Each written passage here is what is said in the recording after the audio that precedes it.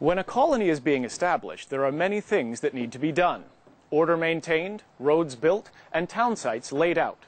We call this infrastructure, the structural underpinning of a civilization. In 1858, the British Colonial Office established a new brigade to look after these things in the new colony of British Columbia. It was called the Columbia Detachment of the Royal Engineers.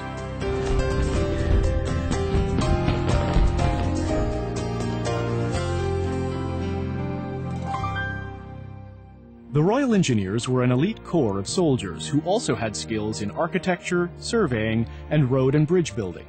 They came to Gold Rush, British Columbia in response to a plea from Governor James Douglas, who wanted to avoid the kind of trouble that California had during its gold rush a few years earlier.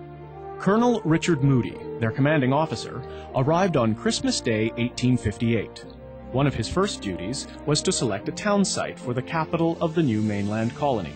Queen Victoria named the town New Westminster, and people still call it the Royal City.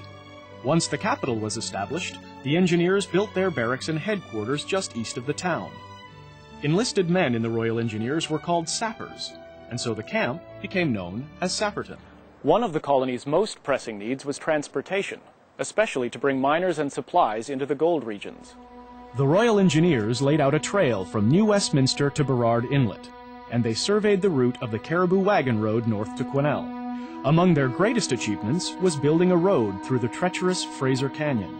They also created town plans for Hope, Lytton, and Yale, as well as New Westminster. But the engineers were expensive to maintain. In 1863, the Colonial Office in London disbanded the Columbia Detachment. The men were given a choice of returning to England or settling in British Columbia with 150 acres of free land. Having come here to build the foundations of a new society, most of them stayed and helped to build it personally in other ways.